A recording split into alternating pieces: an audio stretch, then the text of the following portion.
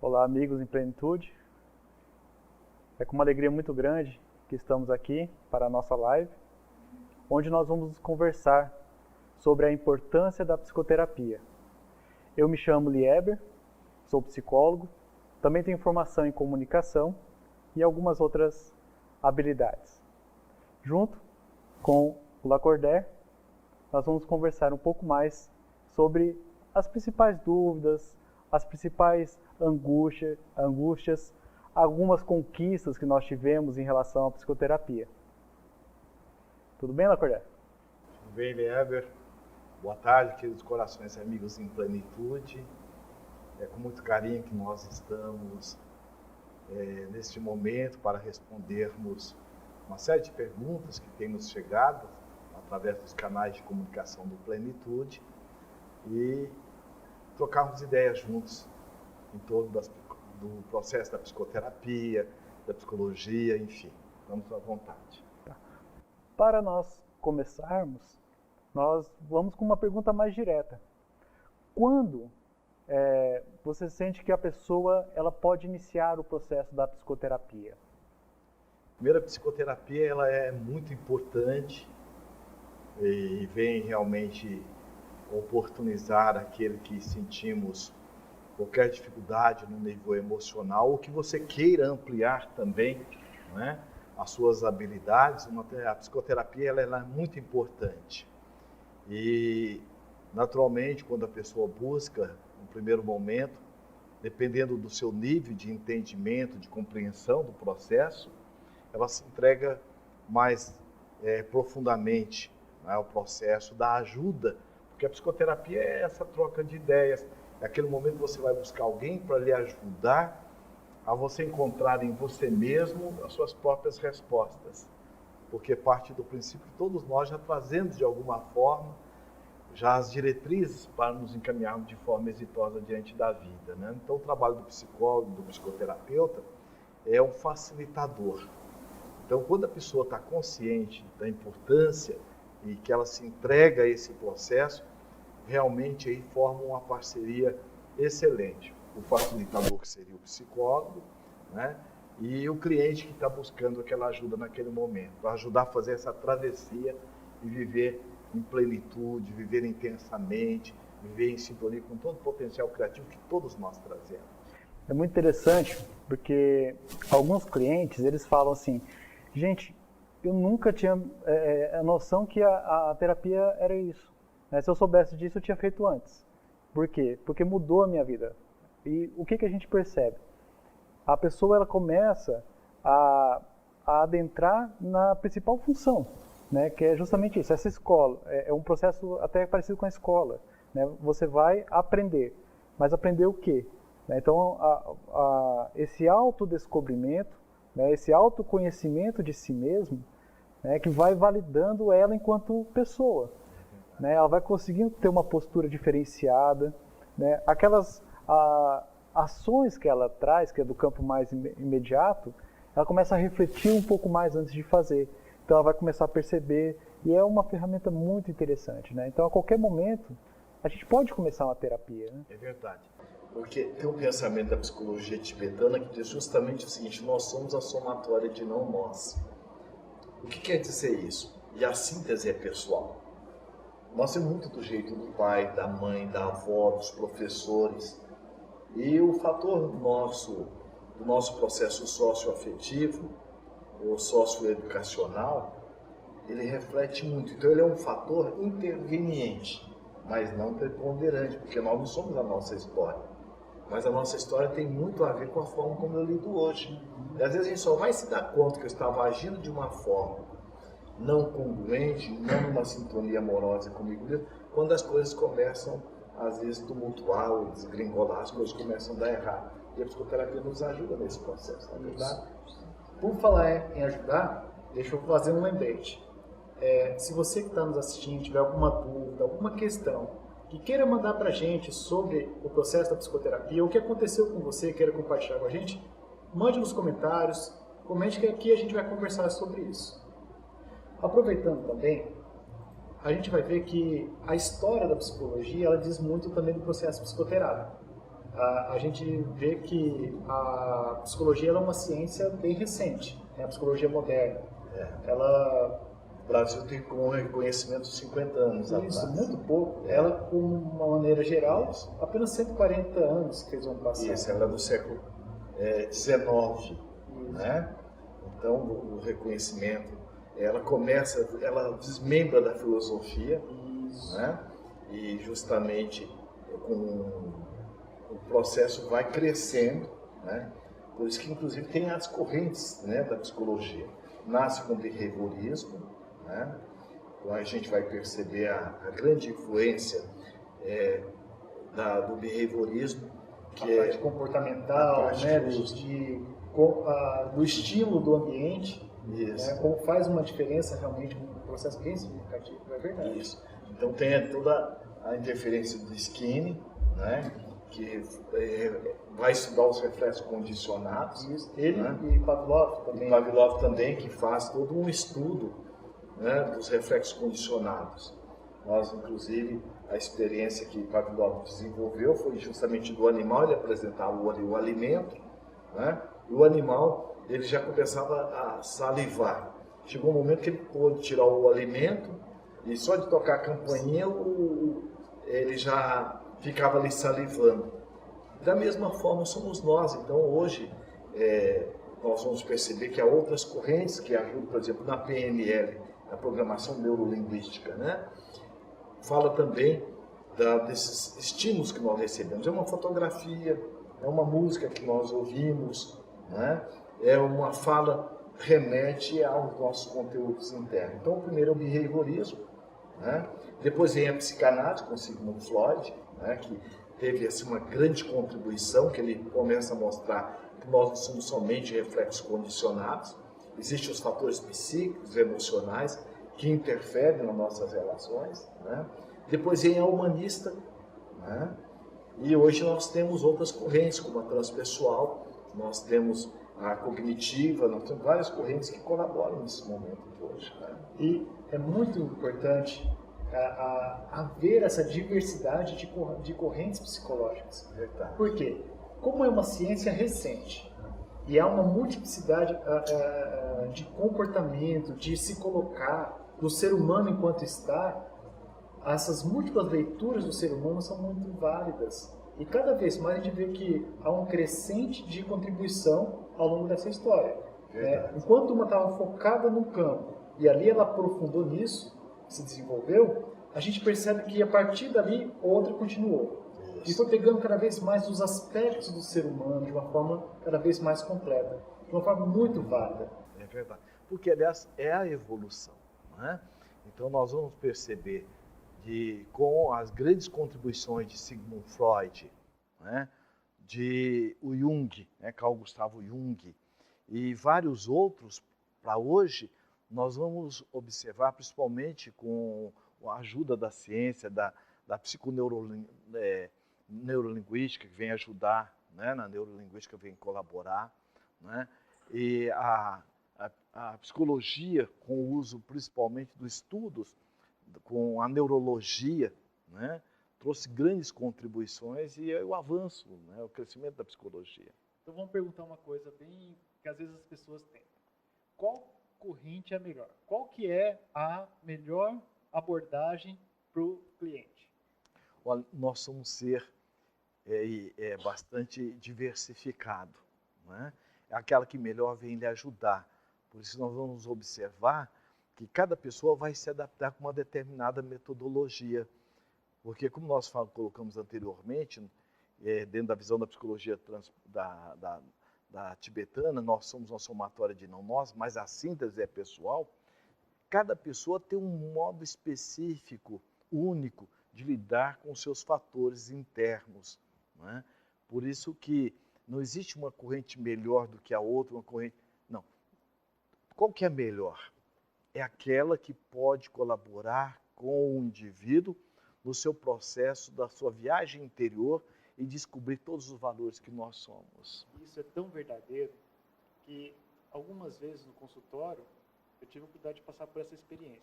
Teve cliente que falou assim, olha, eu fiz psicoterapia e não me identifiquei. e agora eu estou me identificando. Já teve cliente que falou justamente o contrário. Olha, eu não estou me identificando. Isso. Eu gostaria de procurar uma outra abordagem, um outro terapeuta. Isso é muito válido. Por quê? Porque é como que se dá essa relação de pessoa a pessoa. Né? Então, como a psicologia ela é bem subjetiva, né, e o objetivo principal, esse autoencontro, as linhas de comunicação de cada um, elas devem ser respeitadas. Né? E as contribuições que cada uma traz são muito valiosas. Verdade. A Alice Pittar, ela tem um artigo que se titula O Equilibrista e o Fio. Então ela diz o seguinte, olha, o equilibrista ele anda em cima do fio, que é a prática. Mas ele só vai andar com segurança se tiver uma boa rede embaixo. E ela coloca a rede como sendo os construtos teóricos. Então, quanto mais um profissional ele busca estudar, se equipar, né, de ferramentas, de orientações, ele vai conseguir levar o seu cliente a um processo de autotransformação, de aprimoramento, com muito mais facilidades, ou seja, com muito mais manejo do que às vezes aqueles que não temos, muitas vezes, essa amplitude desses recursos. E eles estão aí à disposição. Então aqui vem uma outra questão para a gente trabalhar, para a gente conversar. O processo de terapia, digamos que o cliente vai lá e iniciou. Ele vai ser sempre igual para todo mundo? Por exemplo, a terapia que vai ser feita, independente do psicólogo, vai ser sempre igual? Não. Por quê? Nós não somos iguais, né? Igual é coisa, não é? Por isso que não existe uma pessoa para a técnica. Existe a técnica para a pessoa ela é maior do que a técnica. Então o psicólogo, o psicoterapeuta, ele tem vários manejos, ele tem várias informações, ele tem várias técnicas que ele pode auxiliar o seu cliente a viajar para dentro de si e encontrar o seu próprio sentido existencial. Como diz Viktor Frankl, nós somos o nosso próprio sentido. Então, por isso que a psicoterapia não é uma caixinha que você coloca a pessoa ali, se encaixou, tudo bem, se não encaixou, não. Cada um é cada um, né? A vida, ela é amante da diversidade. Por isso que essa flexibilidade do psicoterapeuta, do psicólogo, quanto mais ele tem tranquilidade, mais manejo, mais ele vai ajudar o seu cliente ou o seu paciente a se resolver melhor dentro das questões, porque todas as respostas já estão dentro de nós. Deixa eu aproveitar então essas décadas de experiência que você já tem. Já teve cliente que bastou uma sessão e conseguiu ajudá-lo, e teve cliente que não precisou de mais sessões para conseguir esse auxílio? Sim, o que é importante? É nós estarmos favorecendo o cliente a se autoescutar. A forma como nós trabalhamos, não é? Cada terapeuta tem a sua metodologia, nós ouvimos, né? Fazemos alguns questionamentos, até mesmo na questão familiar, qual é a posição que ele se ocupa dentro desse quadro familiar, como é que era a relação, quais são os fatores da infância que mais marcaram, e vamos ouvindo. Com base nisso, nós já vamos buscar perceber o que a gente pode ajudar. Vou citar um exemplo mais prático. Nós estávamos na recepção, aqui no Plenitude Humana, há uns anos atrás, e ouvimos quando a secretária dizia, não, mas não tem espaço, não tem vaga. E perguntamos, o que está acontecendo? Não, é um senhor que está pedindo aqui um espaço para o filho dele, porque ele estava internado e chegou e foi indicado você para poder auxiliá-lo. Eu disse, tudo bem, passa o telefone, eu fui atendê-lo, e ele disse, olha, eu estou desesperado, o meu filho foi internado 45 dias e agora voltou e teve uma recaída, e eu preciso da sua ajuda, me indicaram você e tal. E eu ouvi e disse, escuta, mas que idade tem seu filho? 51 anos. Eu disse, e o senhor? Eu tenho 78 anos. E ele dizendo, minha esposa está desesperada, inclusive não está dormindo direito, já está até com problema de coração. Quantos anos tem tua esposa? 76. Aí eu fui e perguntei, bom, vamos fazer o seguinte, vocês veem os três, porque só veja como é importante, logo na primeira escuta, nós já temos mais ou menos uma percepção que a situação familiar, isso chama os jogos das relações familiares, ela interfere muito. E por que pedimos para ver os 3? Porque já deduzimos logo. Porque quando ele ligou, eu pensei que era uma criança. Né? Porque com que idade que a gente liga para um consultório para marcar E é o que pro faria filho? sentido, né? O pai e a mãe procurar o auxílio é justamente nessa faixa. Justamente. E aí, quando nós pedimos para os 3 entrarem, e foi interessante que quando, no dia da consulta, e normalmente nós temos uma ficha, né, com o nome da pessoa, eu me dirigi diretamente ao cidadão de 51 anos e eu fui e perguntei, o que o traz aqui? Não sei, pergunta esses 2 aí que é a desgraça da minha vida. Eu falei, eita. Aí ele foi e disse, o que está acontecendo? Eu falei assim, olha, ele foi e já falou logo, eu tenho 3 filhos, ele é o único homem e tem 2 mulheres. A do meio é médica e a mais nova é juíza. E ele, desde os 12 anos, sempre nos deu problema. Aí ele foi e disse, nada, é ele que fica implicando comigo. Disse, olha, eu coloquei nas mãos dele já 3 empresas, ele faliu todas as 3.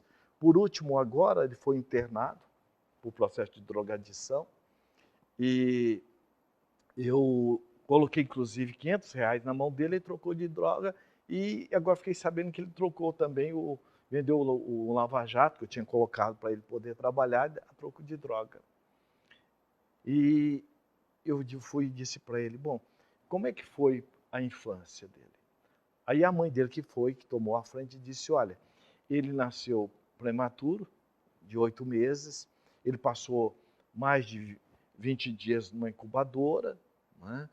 E aos 6 anos ele teve uma convulsão e tomou o remédio até os 12 anos, Gadernal, e aí fomos conversar um pouco mais, fomos ver que ela tinha toda uma codependência. Qual é o maior medo que a senhora tem dele? Tem na relação com ele? A dele morrer, dele suicidar, porque ele fala em suicidar. Aí eu fui e disse, olha, vamos pensar o seguinte, olha, você, a senhora e o senhor, se eu falar que tem a ver com a forma como ele está funcionando, veja, não que em questão de colocar como responsável, como culpado, mas que é um fator que interfere. Por quê? Veja que desde o nascimento, ele foi cuidado como um doentinho. E quando eu trato o outro como doente, eu estou tratando como capaz e incapaz. Ela falou, incapaz. Então é isso mesmo, eles me tratam como se eu fosse um incapaz. E aí nós colocamos, olha, podemos ajudar agora, só que ele realmente não quer. Então eu vou ajudar a senhora, vou ajudar o senhor. É o que a minha filha falou. Minha filha médica disse que é nós que precisamos de ajuda, porque somos nós que o retroalimentamos. Falei, tem sentido? Tem. O fato é que quando eu fui e disse, agora você não tem como você vir aqui, porque se você não quer, vieram um casal de idosos, nós os ajudamos. 8 meses depois, quem que vem? O garoto de 5, eu ainda inclusive perguntei para ele, com que idade que a gente liga para o médico marcar consulta? 8 anos. Disse, essa é a idade psicológica, emocional que ele tem dentro de vocês. Passado mais ou menos, então, 8 meses, ele vem. Coisa mais ou menos de uns 2 anos depois, eu fui numa cidade do interior, estava abastecendo o carro, quem bate no meu ombro, um cidadão, se lembra de mim? Disse, olha, mais ou menos, eu sou aquele o garoto de 51 anos que tem 8. Falei assim, olha, minha vida mudou, eu arrendei esse posto e tal, você não imagina o quanto isso foi realmente importante. Por quê? Porque durante todos esses anos, ele tinha os seus valores, mas a forma como estava funcionando era uma relação funcional, desfuncional, que eles sabiam funcionar. Era uma relação funcional, desfuncional, porque ele não era tratado como alguém capaz. Ele era tratado como doente, porque a idade dele, a identidade psicológica e emocional dos pais estava ancorado lá na doença. Então veja que a importância que tem a psicoterapia. Quantas almas a gente pode estar se ajudando nesse momento? Isso daí é fundamental. O Rogers ele vai falar justamente dessa questão, dessa incongruência que a gente traz, mas que nós não somos a incongruência. Pelo contrário, nós somos essa potencialidade, né, esse vir a ser. E todos nós trazemos essa visão, né, que Roger traz. Nós somos essa potencialidade. É verdade. Nós somos muito mais do que aquilo que nós apresentamos. E a beleza da psicoterapia é esse autoencontro que a gente vê, né? Às vezes a gente passa por todo esse processo de insegurança, da ansiedade, de não se enxergar, de não se valorizar, de não se ver como realmente a gente é. Verdade. E através das ferramentas que a psicoterapia ela vai trazendo, nós vamos conseguindo, né, esse crescimento cada vez mais,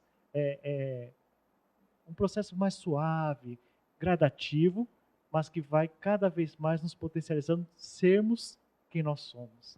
É verdade. Porque você diminui o sofrimento, né? Nós sofremos, na verdade, por dois fatores. Um, por ignorância. Isso. Porque você veja esse casal, tanto ele, né, os dois, né, os pais, e tanto quanto ele também estava sofrendo por ignorância, por não saber como lidar. Porque a estrutura que a gente vem é uma estrutura arcaica. Isso. E essa questão dos pais ela é muito importante, né? Justamente porque a criança ela vai absorver toda essa relação.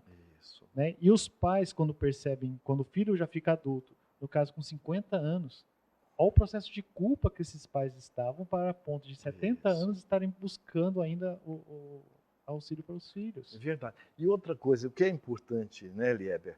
Não é nós estarmos culpabilizando os nossos pais, porque eles deram o que eles podiam ter dado, não é?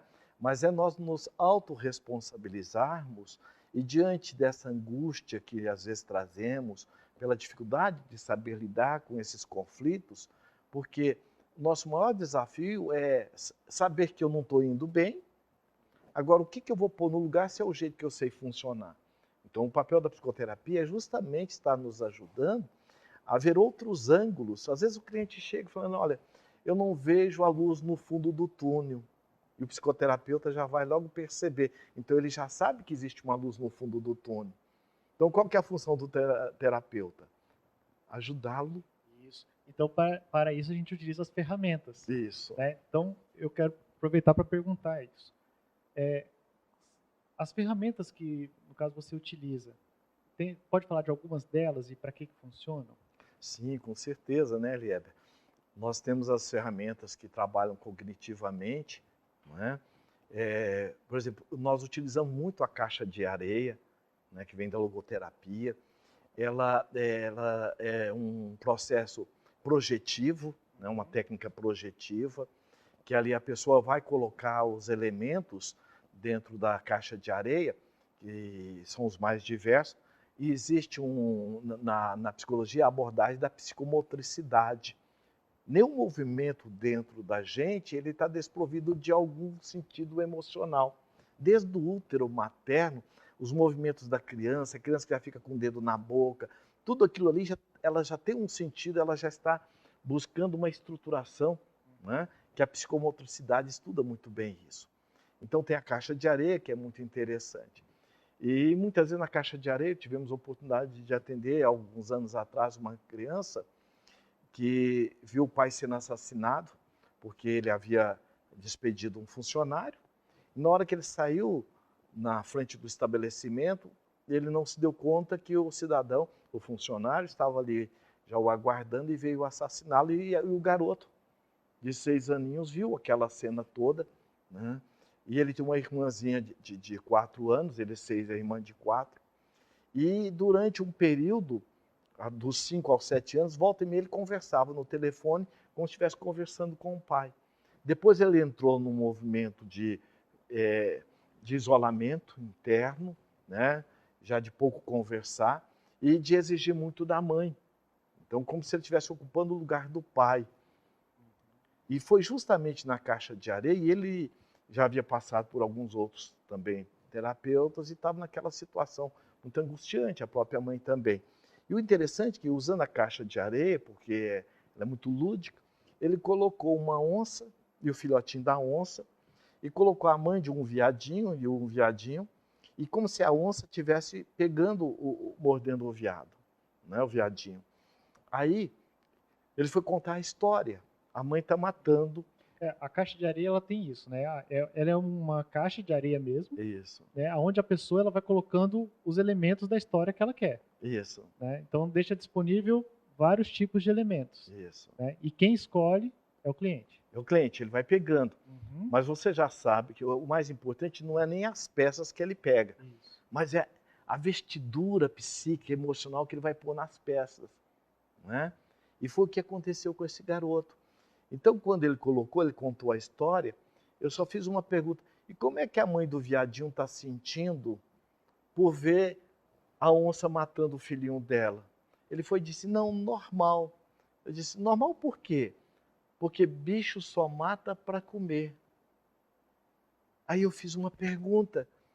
Ele até então não havia falado nada sobre o pai. Eu disse: e você conhece alguém que mata que não seja para comer? Ele falou: gente. E você conhece alguma gente que fez assim? Sim, o homem que matou meu pai. E aí ele começou a chorar. Na hora que ele começou a chorar, ele começou a colocar para fora o que ele sentiu, aquilo que ele viu, a forma como ele viu e tal. E aí o que aconteceu? A partir dali, ele foi se entregando mais profundamente na terapia. E outra coisa, em outros desenhos que ele começou a colocar, ele colocar como se ele fosse o responsável por cuidar da mãe e da irmãzinha. Então, através da técnica, ele entrou num processo de acessar aquela informação que ele não se permitia. Isso. E a partir dessa troca que terapeuta-cliente, ele então conseguiu adentrar a isso de uma forma suave, respeitável, Isso. e fazer a catarse disso. Isso. Né? Isso daí, ao meu ver, acho que é uma das maravilhas que a terapia traz. Isso. Né? Essa catarse da gente acessar aquele conteúdo que a gente vai conduzindo, a gente vai levando a vida daquele jeito. Isso. Por mais que doa, por mais que a gente sofra com isso, mas a gente vai levando. Verdade. E a partir do momento que a gente entra nesse processo de terapia, dependente da idade, né, porque a gente vê que criança ela pode entrar em terapia. E quanto mais velho, mais a gente consegue entrar de uma forma mais consciente. E as técnicas projetivas, porque emocionalmente nós somos atemporais. Eu tinha um outro cliente que ele vivia culpando o pai, culpando a mãe, culpando a coisa, e ele não deslanchava na vida por causa disso, embora muito inteligente, já havia feito 3 vestibulares, passado nos 3 e tal. E aí o que nós fizemos? Pedimos para que ele pudesse colocar, descrever num papel o seu projeto de vida. E colocamos uma música bem especial para aquele momento, que ele colocasse todo o sentimento dele. E ele fez. Quando ele pegou o desenho, que também não importa o desenho, né?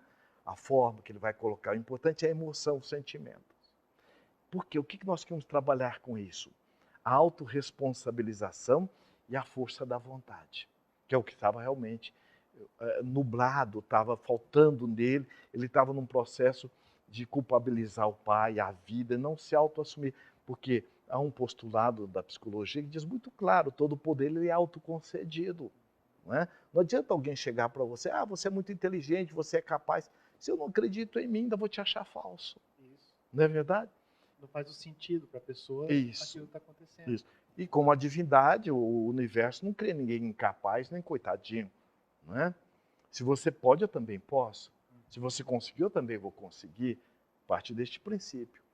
E aí o que acontece? Depois, quando nós pegamos, colocamos o desenho, veja, você viu o seu poder de transformação? Você pegou uma página em branco, olha aqui, ó. Quem está aqui? Ó? Olha, está aqui no meu sonho, ó, minha esposa, meus filhos, meu carro. Olha, estou aqui, eu, um profissional e tal. E ele se envolveu de tal forma. Aí nós ficamos do lado, ele pega agora o seu desenho e olha na frente. Ele olhou. Aí a hora que ele olhou, eu peguei uma página em branco. Eu falei, então agora faz assim, ó. E amassei a página que eu estava na mão em branco. Ele também amassou.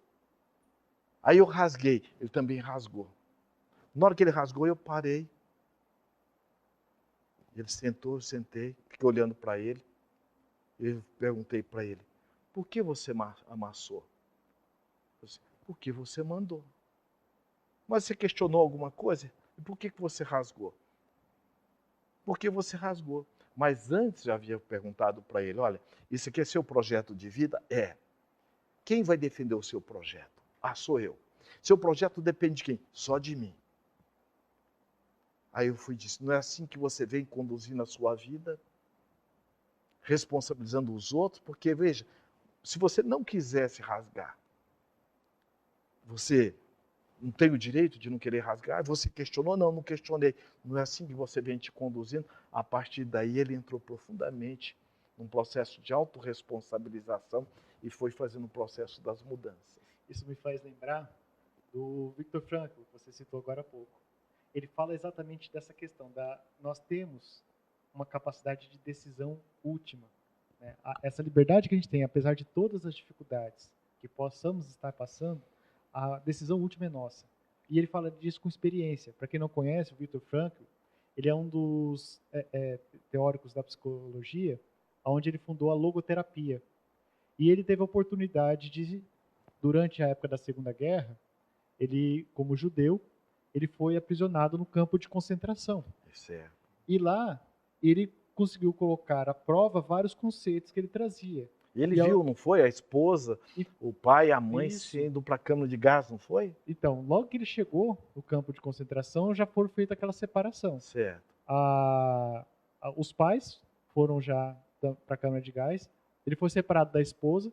Por um tempo, a esposa ainda sobreviveu, mas ao final da guerra, ela veio a ser morta.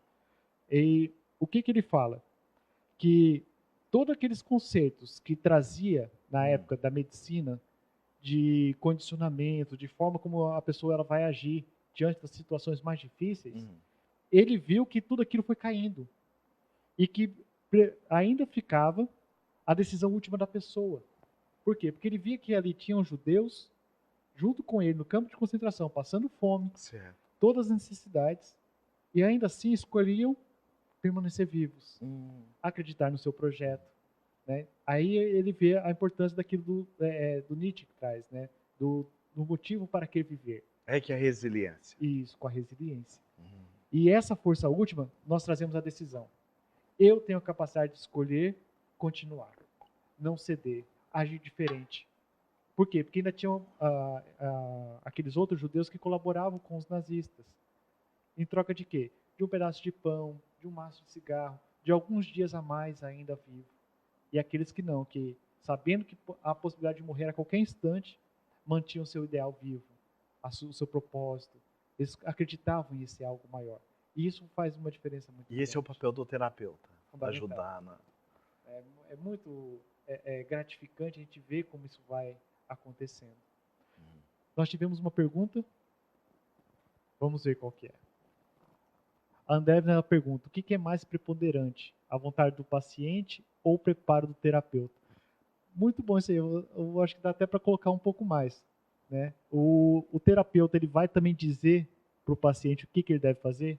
É o terapeuta que vai falar assim, você tem que fazer isso, isso, isso para você ser feliz, para resolver isso, ou aquilo? O terapeuta não vai dar receita, né? Porque, aliás, receita a gente dá para bolo, né? E o cliente não é bolo, né?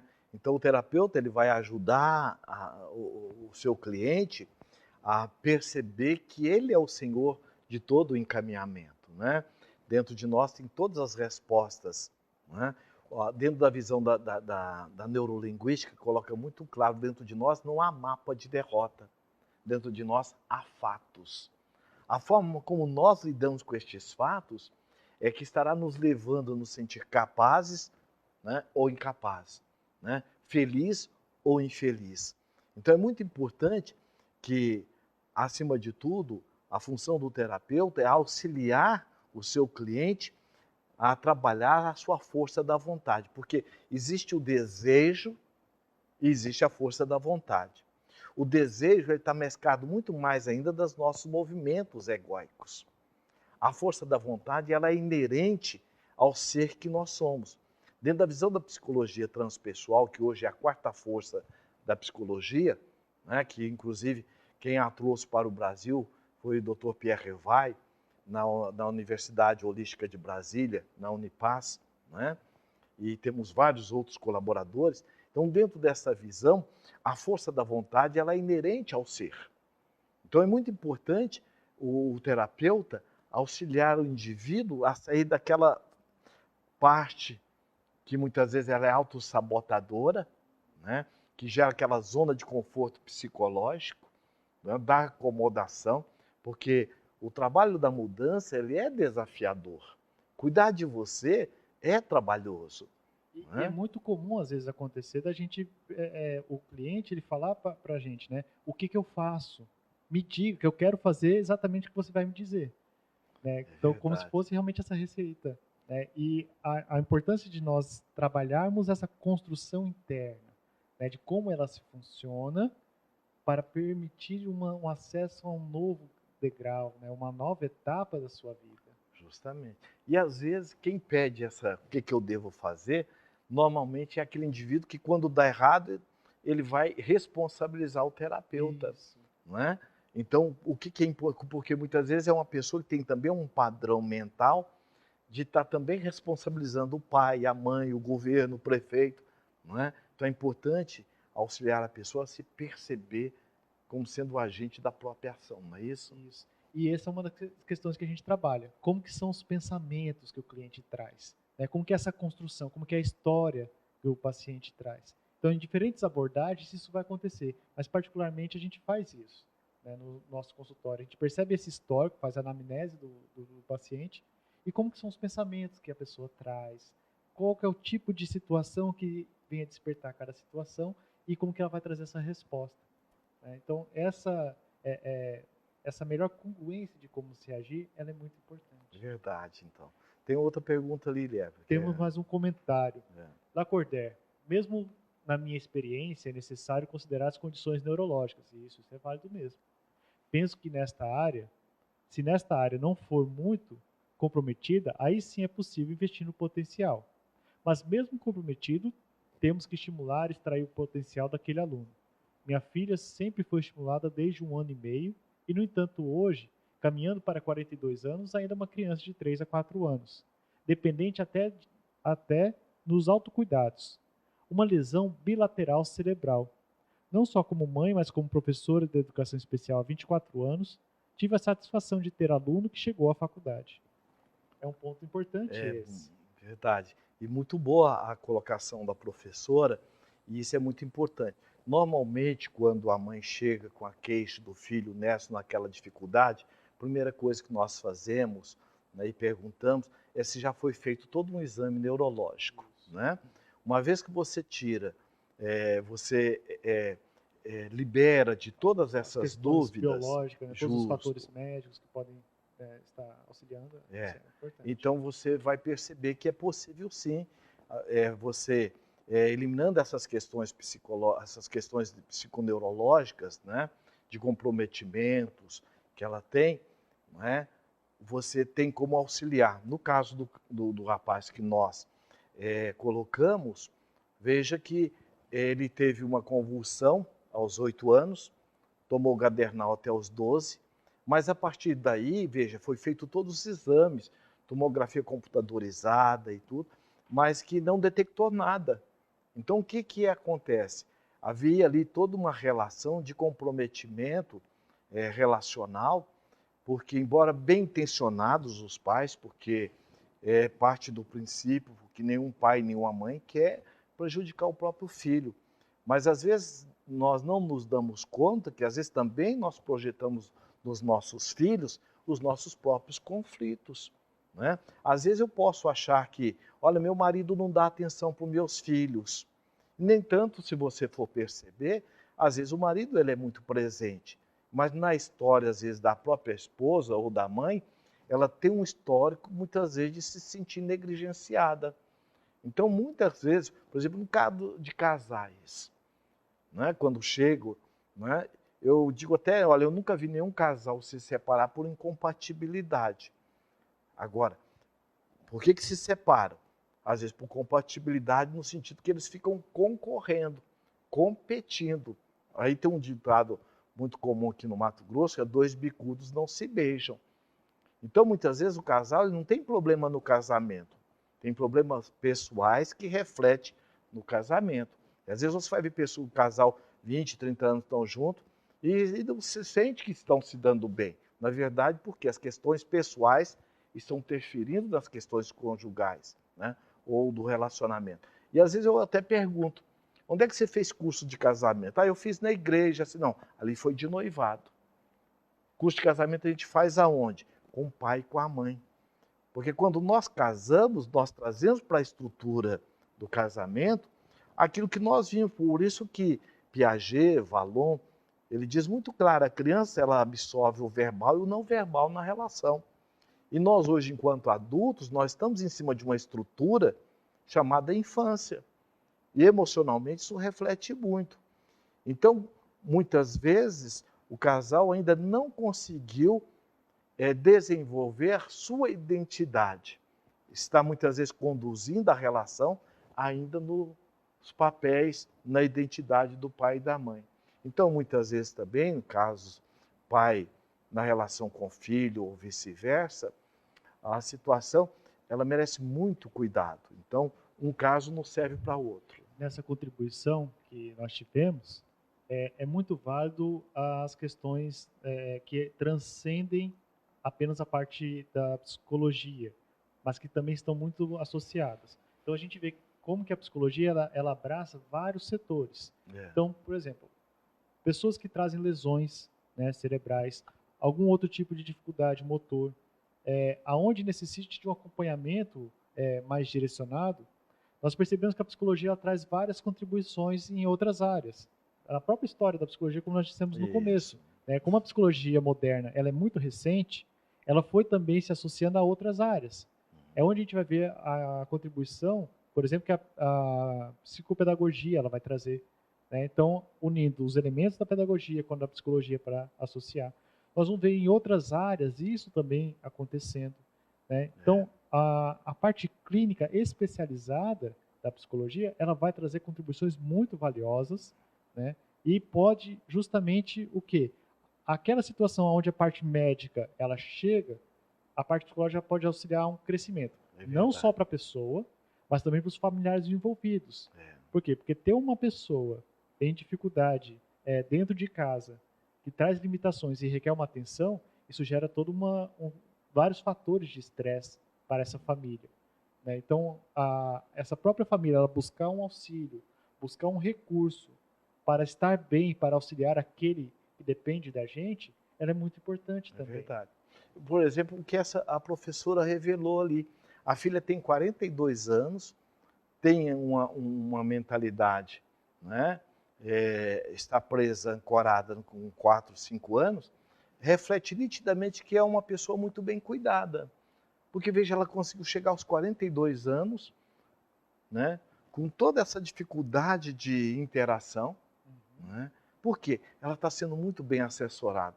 Da mesma questão também são os idosos. Quantos idosos chegam numa idade bem mais avançada? Por quê? Em virtude do cuidado da família. Isso. Né? Então muito isso é muito importante. A família ela tem um papel muito importante nessa relação. Né? Temos mais uma pergunta. O Miguel ele pergunta: existe um limite de tempo para a realização do processo de terapia? Então, posso até ampliar um pouco mais. Né? A terapia, ela dura quanto tempo? 1 ano? 5 consultas? 10 anos? Então, muito depende, né, de pessoas para pessoas. Né? Normalmente, o que acontece?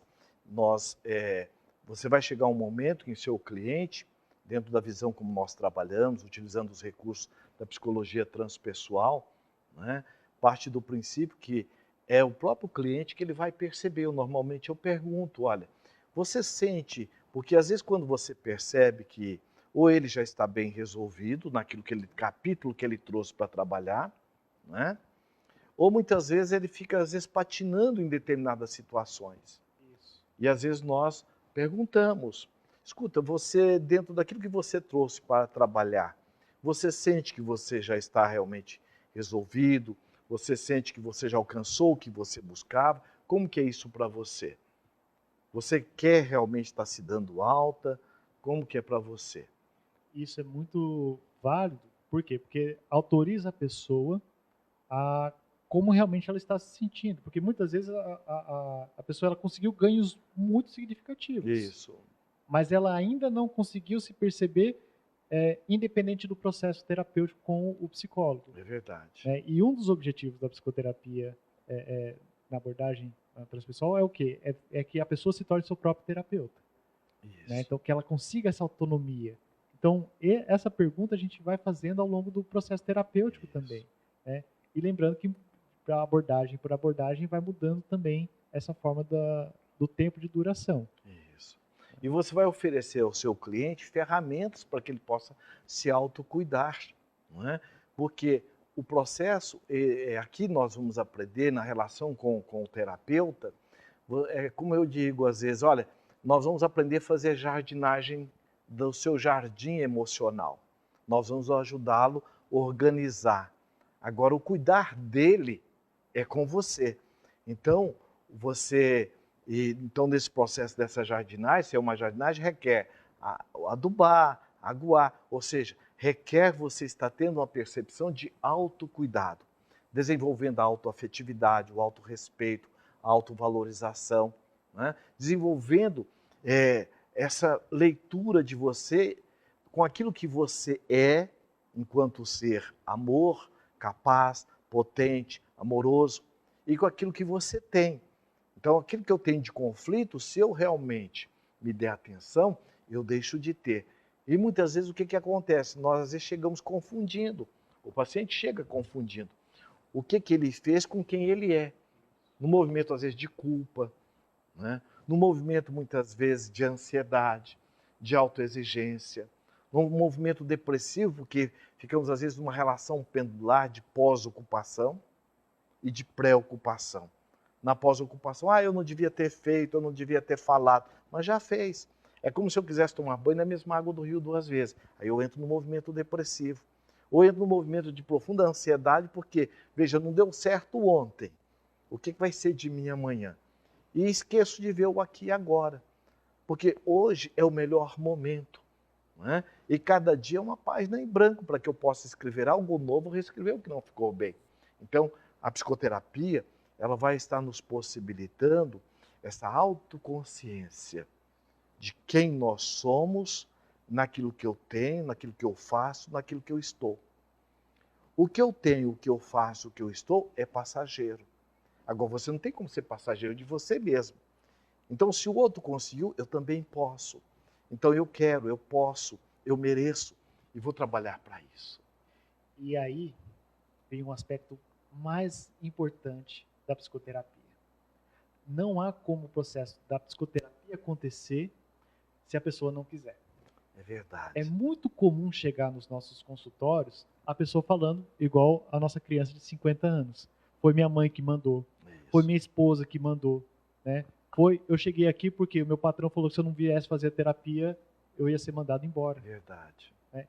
E quando a pessoa ela vai obrigada, o processo da terapia ela não acontece na sua magnitude. Verdade. Né? Acontece diferenças, acontece um processo de mudança, pode acontecer, mas não é igual quando a pessoa ela assume essa autorresponsabilidade, essa potencialidade que a gente tem de vir a ser, a gente não fica na beirada dela, né? Ou começa e quando a gente vê, de repente o paciente sumiu. Por quê? Começou a mexer com coisas que eu não queria. Verdade. E aí a pessoa já começa a se afastar do processo de terapia. Então, assumir a responsabilidade de querer a terapia é o quê? É assumir essa nova escola que eu estou adentrando. É como se eu fosse fazer um novo curso. Né? Eu não tenho como fazer o curso apenas porque o curso existe. Eu preciso estar presente, participar das matérias, fazer os exercícios. O que eu quero com esse curso? O que eu quero com esse curso? Onde eu quero chegar? Né? O que eu vou ganhar fazendo isso? Essa visão é fundamental. É verdade. E o que você diz é importante, porque você veja, eu às vezes posso dizer, minha esposa que pediu para eu vir. Eu estou aqui porque minha mãe mandou. Então, muitas vezes, eu não me dou conta que no fundo, eu quero ajuda. Mas eu tenho dificuldade, porque às vezes eu estou numa identidade difusa, ou seja, numa codependência. Então, eu fico ainda à mercê da validação do outro. E a psicoterapia vem justamente estar nos ajudando a nos autorresponsabilizar. Porque se eu fico à mercê do outro, veja, isso dá uma insegurança muito grande. E nessa insegurança, o que acontece? Eu fico nessa codependência. Não é? Aí é onde vem o ciúme, vem o medo, vem a insegurança. Por quê? O outro é minha segurança. Não é? É como se eu construísse a casa no terreno do vizinho. Justamente. Hipoteticamente, de quem que é a casa? Exatamente. Do dono do terreno. Não é? Então é importante que nós busquemos ter essa autoconsciência, porque somente eu posso fazer as minhas escolhas. Aliás, é um outro postulado, né? Nunca colocar no outro, nas pessoas, nas situações, a responsabilidade pelo que eu sinto, pelo que eu penso, pelo que eu faço ou pelo que eu fiz. Agora, eu vou perceber que o que eu fiz não tem como eu ir lá e mudar, mas tem como eu aqui agora estar mudando essa estrutura de pensamento, de sentimento, não é? Agindo em cima da minha força da vontade e fazer um novo dia, um novo amanhã, que começa agora. Nós estamos caminhando já para o nosso encerramento, nosso horário já está quase vencido. Okay. Antes da gente encerrar, primeiramente agradecer a todos vocês a participação que nós tivemos e falar que o Plenitude Humana, ele está durante essa semana, até o dia 5, com um curso, que é o curso Reprograme a Sua Mente. É um curso totalmente online, tá? Que vale a pena você conhecer. Acesse o nosso site, lá vai ter tudo explicado, vai ter depoimento de quem já fez esse curso. É um curso muito válido para trabalhar o quê? Os nossos pensamentos automáticos que nós trazemos, nossos comportamentos, muitas vezes, que a gente fala que eu não quero mais fazer isso. Quando eu vi, eu já fiz, agi sem pensar, de onde que isso vem? Esse curso vai nos ajudar muito nisso. Então, visite o nosso site, plenitude.com.br e conheça o nosso curso. Muito bem, nós queremos agradecer com muito carinho e a oportunidade de chegar até os vossos corações e refletirmos sobre as questões e a importância da psicoterapia. Nós temos outras solicitações, inclusive, já para trazermos aqui algumas reflexões, fazer desse espaço como se fosse um laboratório de estudo de casos. Então, nós estamos já com a equipe, fazemos parte da equipe técnica do Plenitude Humana, não é? Do Instituto Brasileiro de Plenitude Humana. E nós já estamos até trabalhando para fazer realmente outros momentos de estudo de casos, para estarmos juntos e trabalharmos essas questões que diz respeito a todos nós. Nosso encontro hoje veio justamente dessas sugestões que apareceram. Continue mandando para a gente que temas vocês querem conversar. Nós vamos fazer esse bate-papo, não só entre a gente também com o nosso Alírio, com outras pessoas que estão junto conosco aqui no Plenitude Humana, trazendo justamente esse diferencial. É verdade. Então, esse momento que a pandemia está lá fora, dentro de nós, vamos aproveitar para trazer essa serenidade, novos conteúdos. O Plenitude Humana, o Instituto Brasileiro de Plenitude Humana, possui uma equipe de profissionais que vem trabalhando os assuntos que diz respeito ao desenvolvimento humano, a essa nossa melhoria, inclusive com alguns livros que vocês podem entrar no site, e tem muitas dessas técnicas que nós colocamos para estar nos ajudando nesse processo da mudança, tá bem? Nossa gratidão, muita paz e que nós possamos trabalhar os nossos vírus internos nesse momento de pandemia, o vírus do medo, da insegurança, desenvolvendo a coragem, a determinação, em sintonia com quem nós somos. Muita paz.